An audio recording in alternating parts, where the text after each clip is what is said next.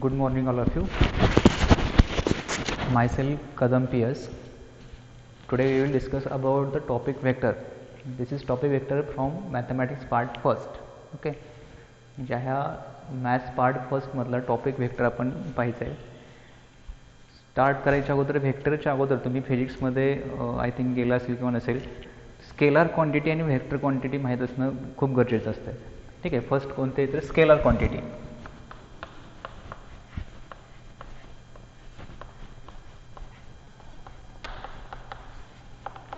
Okay, scalar quantity means it has only magnitude, then these quantities are called as scalar quantities.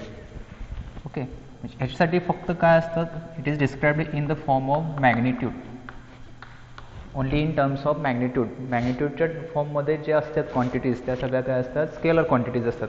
For example length, okay, और मास etcetera. ह्या फॉर्ममध्ये जे असेल त्याला फक्त काय असतात, मॅग्निट्यूड असतात. Magnitude means it has a specific volume.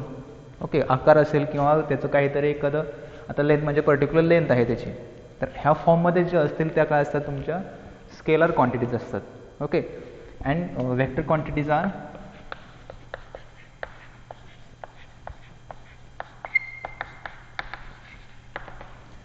vector quantities described completely by the magnitude and direction, both terms. म्हणजे vector quantities are described in the form of magnitude and directions.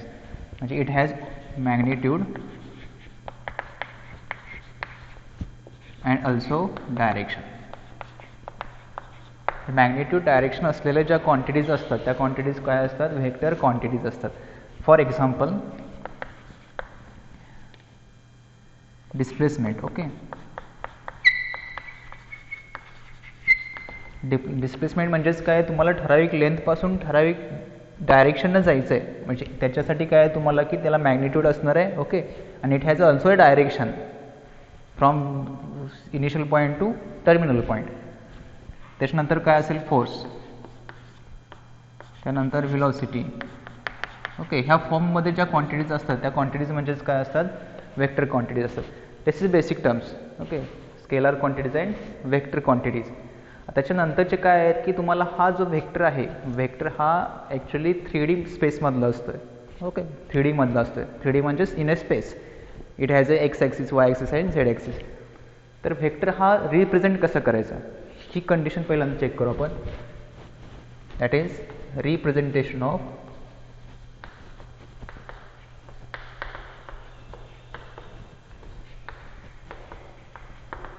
Vector.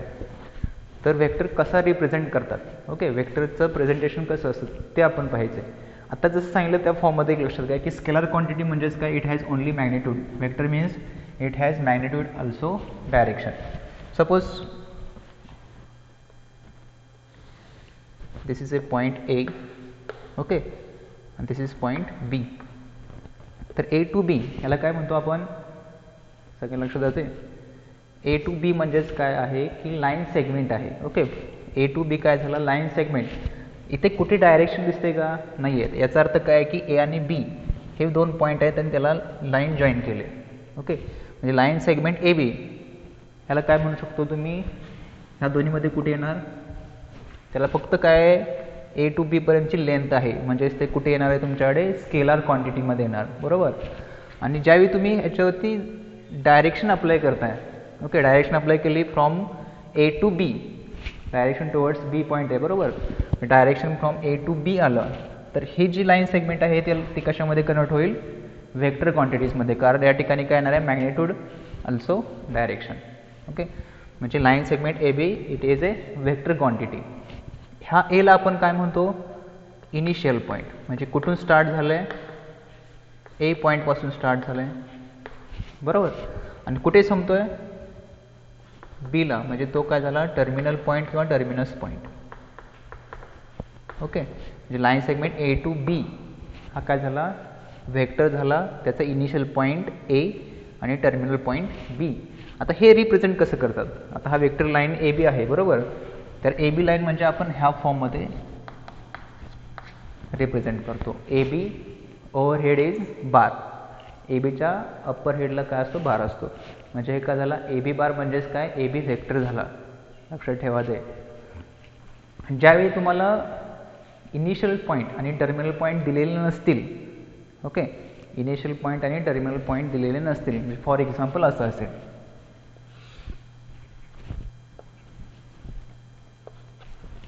एवढंच दिलं आहे तुम्हाला. तर ह्या ठिकाणी आता इथं इनिशियल टर्मिनल पॉईंट आहे, तर तो आपण कसा लिहिला, ए बी बारच्या फॉर्ममध्ये लिहिला. ह्या ठिकाणी इनिशियल पॉईंट नाही आहे, टर्मिनल पॉईंट नाही आहे, फक्त डायरेक्शन आहे की इथून इथंपर्यंत डायरेक्शन दिले. तर ह्या फॉर्ममध्ये जर असेल तर त्याला तुम्ही डिनोट कशानं करू शकता, ए बारनं डिनोट करू शकता. ओके, वेन, किंवा इथे लिहितो मी, लक्ष द्या, Wien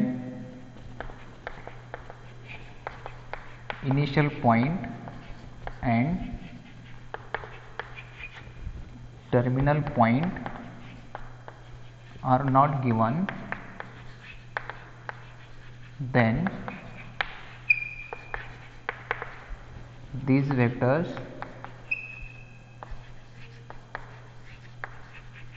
represented by a bar, b bar, c bar, like that. Okay, म्हणजे स्मॉल लेटर्स घ्यायचे आणि त्याच्या ओव्हरहेडला म्हणजे अप्परला बार द्यायचा, म्हणजे ते ए बार येईल, बी बार येईल, सी बार येईल, like that. Okay, when we have to given a initial point and terminal point, then we write the vector form A B bar. Okay, हे मेन्शन काय होते लक्षात घ्या, ए बी बार म्हणजे A is A initial point आणि B is terminal point असं असतं ते. ठीक आहे, तर हे काय झालं तुमचं रिप्रेझेंटेशन ऑफ ए वेक्टर. हे समजलं सगळ्यांना. दोन्ही फॉर्ममध्ये आपण लिहू शकतो. सपोज असं पण देतात काही एक्झाम्पलमध्ये, आता हे ए बी बार दिलं आहे, तर त्या ठिकाणी हे काय दिलं तुम्हाला, ए बार. ओके, याचं मिनिंग काय होतं की ए बी बारचा पोझिशन व्हेक्टर काय आहे, ए बार आहे, गिवन आहे, म्हणजेच काय, ए B bar equal to A बार. दोन्हीतलं कोणताही सिम्बॉल यूज करू शकता. Okay, that is the representation of A vector. Okay, next आहे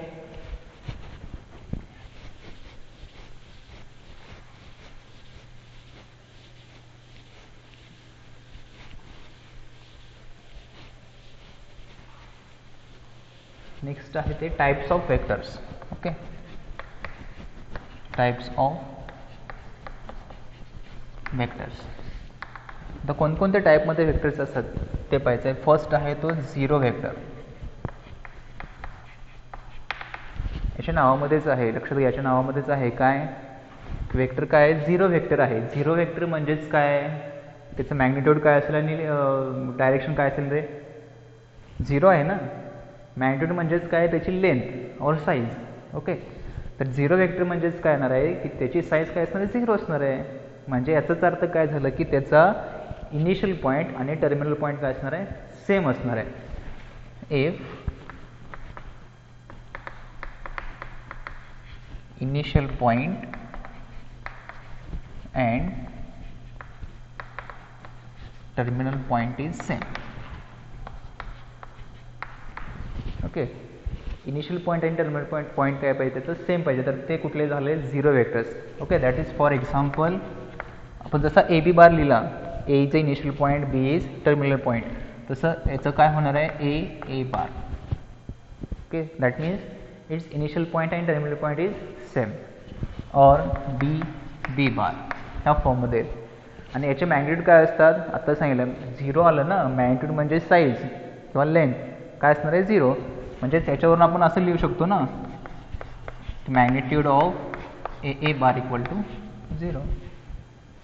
okay, magnitude of A bar equal to zero. आता त्याच्यानंतरचं second vector unit vector.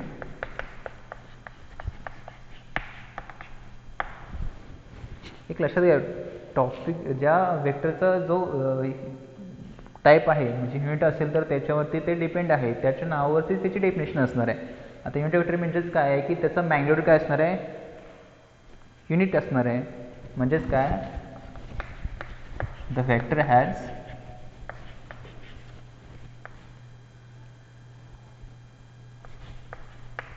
Unit magnitude,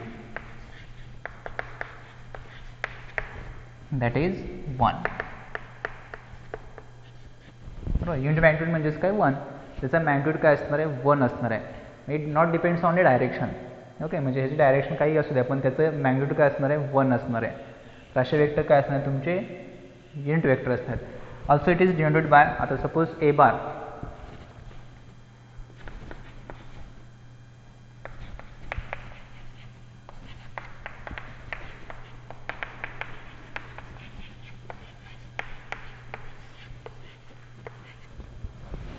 म्हणजे A bar is a unit vector along A cap. A cap म्हणून denote करतात कशाचा, ए बारचा unit vector.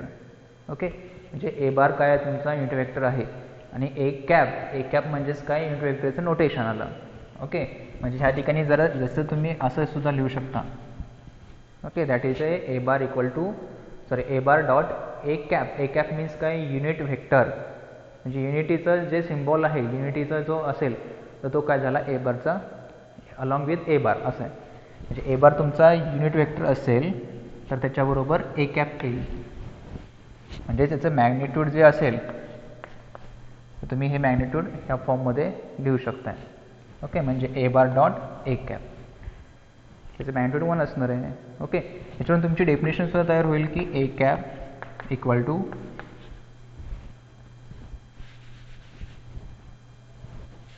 ठीक आहे. हा पॉईंट आपण नंतर पाहिजे. ए बार हे लक्षात ठेवा फक्त की या ठिकाणी काय होऊ शकतं की vector A bar is unit vector along A cap. Okay, that is your second definition. Then third,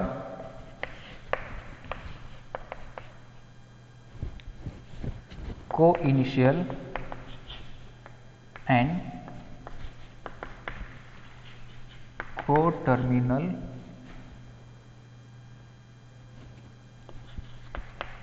vectors. Okay, co-initial and co-terminal vectors.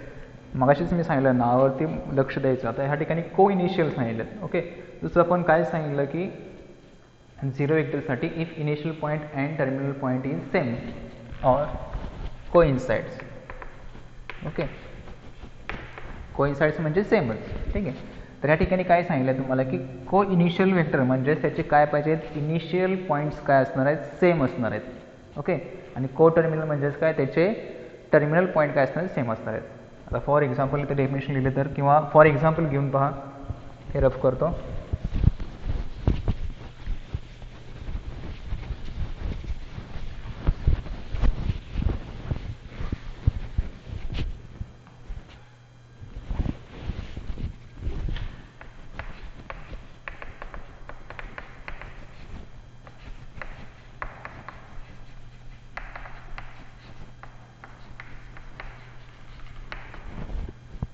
ठीक आहे, that is a bar, this is b bar. Here a bar and b bar are two vectors. Okay, ह्या ठिकाणी याचा initial point काय same आहे, म्हणजेच here vector a bar and b bar are same initial point, so it is called co-initial vectors. Okay, ज्या ठिकाणी काय होणार आहे तुम्हाला की याचा ए बार आणि बी बारचा स्टार्टिंग पॉईंट सेम आहे, इनिशियल पॉईंट सेम आहे, याचाच अर्थ काय, A bar and B bar are called as co initial vectors. Similarly co terminal काय असणार आहेत,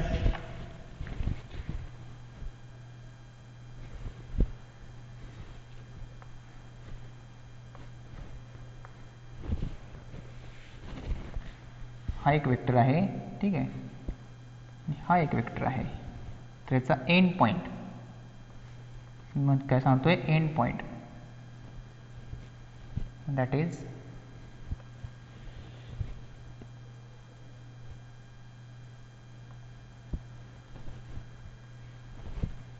C bar and D bar. Okay, आता ह्या ठिकाणी काय होतोय, सी बार अँड डी बारचा टर्मिनल पॉईंट काय आला, सेम आला, म्हणजेच काय, here C bar and D bar are two vectors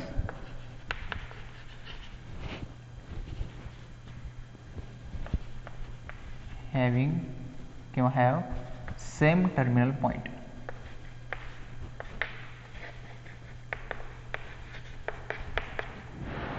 Then it is called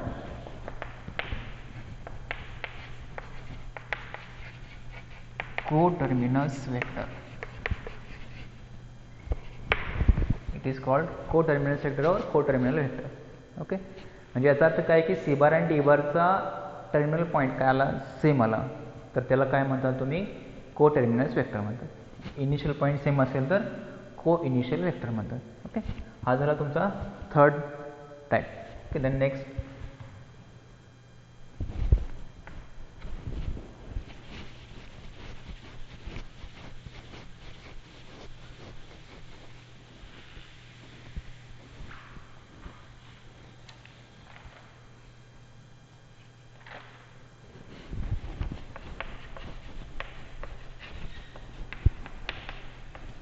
next आहे ते इक्वल वेक्टर. तर इक्वल वेक्टर म्हणजेच काय की त्याचं काय पाहिजे, इक्वल, याचा अर्थ काय, सेम पाहिजेत. सेम काय पाहिजे, त्याचे मॅग्निट्यूड सेम पाहिजे, डायरेक्शन पण सेम पाहिजे. म्हणजे two vectors are said to be equal if their magnitude and also direction are same, exactly same. Okay, ज्याची डेफिनेशन काय होणार आहे, two vectors are said to be equal if it has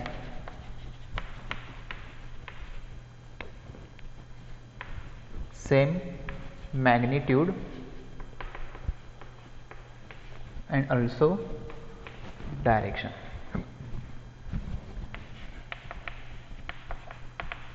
okay, ज्या वेक्टरचे magnitude आणि direction काय पाहिजे, exactly same असे जे असतात ते काय असतात, इक्वल वेक्टर्स असतात. Okay, next point, next type तुमचा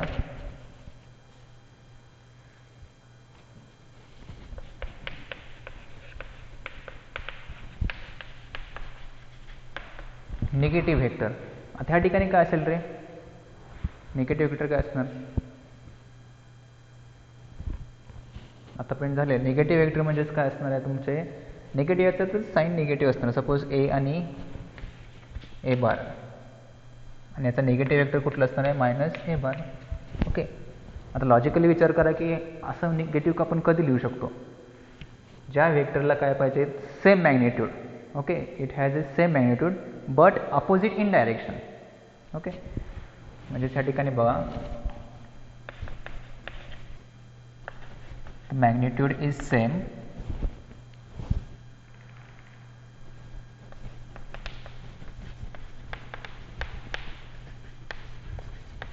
but they are opposite in direction. Opposite in direction. Okay, magnitude same असेल पण अपोजिट इन डायरेक्शन असतील तर ते काय असतात, निगेटिव्ह वेक्टर्स असतात.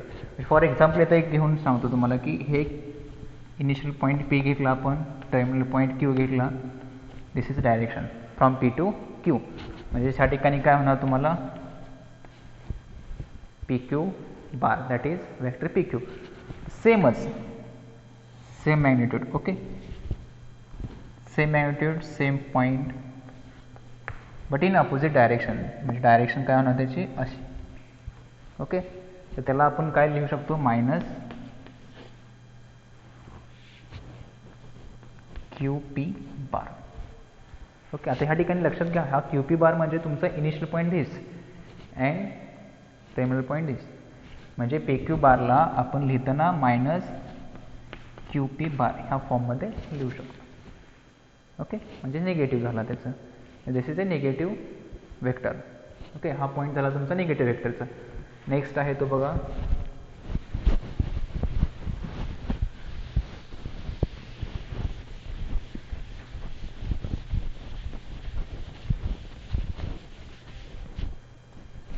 Six number, collinear vector.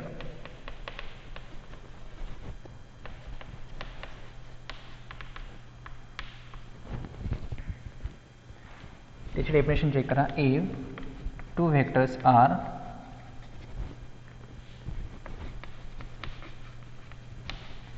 said to be collinear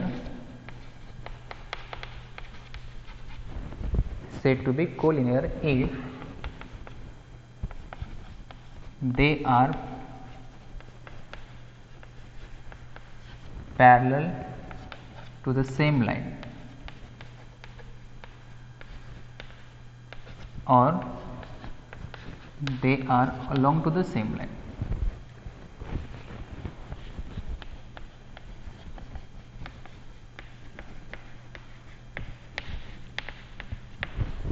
okay, straight line मध्ये तुम्हाला एक हा पॉइंट झाला असेल कोलिनियर म्हणजे काय.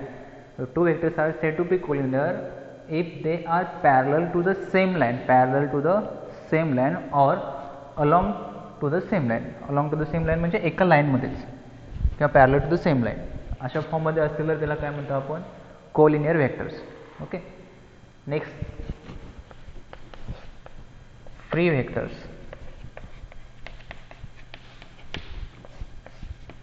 आता फ्री वेक्टरची डेफिनेशन काय होते की फ्री वेक्टर म्हणजे the vectors are translated in the space with same magnitude and direction. Okay, those vectors are translated in the space with same magnitude and same direction. Okay, same magnitude same direction मध्ये ते